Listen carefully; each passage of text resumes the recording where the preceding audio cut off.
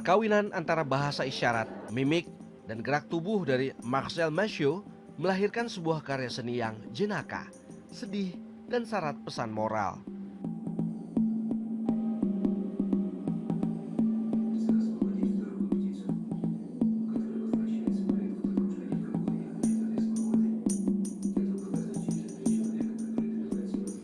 Setiap pertunjukan Marcel mampu menginspirasi seniman lain, dan dari sinilah pantomim menyebar ke penjuru dunia, termasuk Indonesia.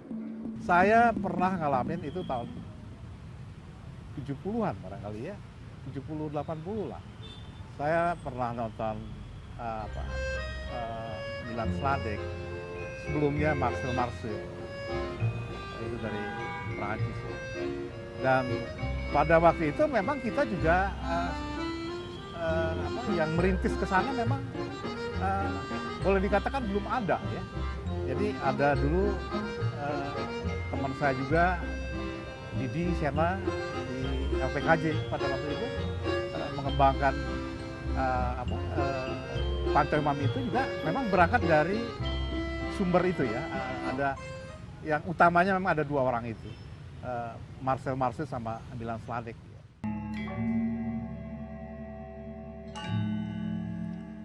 Satu seniman yang terinspirasi dari aksi panggung pria Perancis itu ialah Wanggi Hudiatno, pria kelahiran Cirebon yang menyelami seni pertunjukan pantomim sejak 12 tahun silam.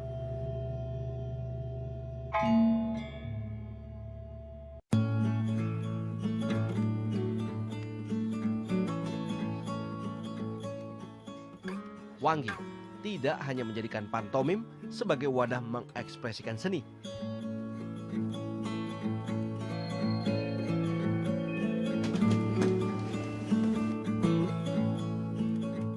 Darah aktivis yang mengalir dalam tubuh berpengaruh membentuk karakter dalam pentas. Ya, jadi jalanan itu buat saya ruang yang paling kejam ya. Tapi di sana juga kita bisa menyuarakan apapun. Nah, tapi kita tidak mendapat apa-apa. Sebagai seniman pantomim kita tidak mendapat apa-apa. Begitu-gitu aja gitu. Tapi di sana, di jalanan, itu adalah sebuah tantangan tersendiri untuk menjembatani bagaimana orang-orang yang selalu berkata-kata dalam sebuah demonstrasi.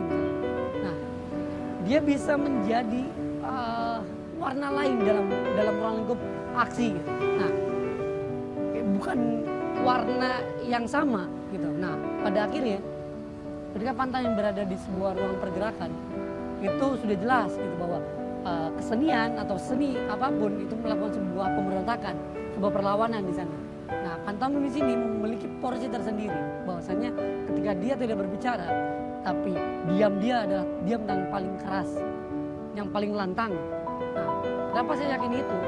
Karena akan terjadi sebuah ingatan memori yang tersimpan dalam otak masing-masing, dalam isi kepala masing-masing. Nah, ketika saya selesai dari sana, saya pergi ke suatu tempat atau ruang lain, mengingat. Nah, ingatan itu yang akan nempel dan membekas bahwa ada salah satu seniman yang melakukan perlawanan, menyuarakan ketidakadilan, persoalan lingkungan. Ada satu seniman pantomim yang berbicara seperti itu, karena sejarahnya gitu. Sejarah setiap negara punya kejahatan lingkungan, kejahatan kemanusiaan masing-masing. Nah, itu yang harus kita suarakan, bahwasanya kita jangan lupa dengan sejarah yang kita miliki. Kalau kita tidak berdamai dengan sejarah, kita lupakan sejarah, mau jadi apa masa depan nanti gitu.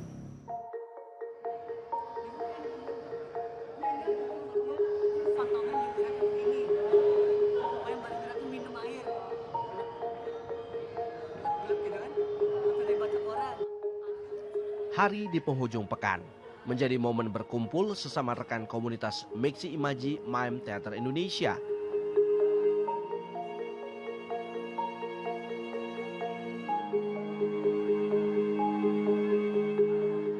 Ajang mengasah bakat sesama rekan seniman dan mahasiswa jurusan Teater Institut Seni Budaya Indonesia alias ISB Bandung.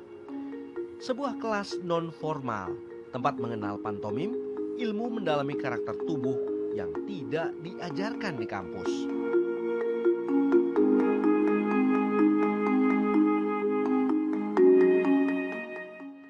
Pertunjukan pantomim memaksa seluruh organ tubuh bergerak. Dan inilah pentingnya melatih diri memerankan berbagai karakter benda dan rasa. Sebuah porsi latihan rutin menempa fisik dan imajinasi. Saya yakin kalau itu pengembangan pantomim itu ada juga di wilayah institusi pendidikan seni, khususnya teater. Saya yakin itu akan banyak peminatnya. Idealnya, keinginannya itu kan juga itu bisa diformalkan. Itu jadi pendidikan formal untuk kesenian, khususnya untuk di wilayah keaktoran. Tapi ya inilah luka-liku di institusi pendidikan seni kita kan memang ya seperti itu.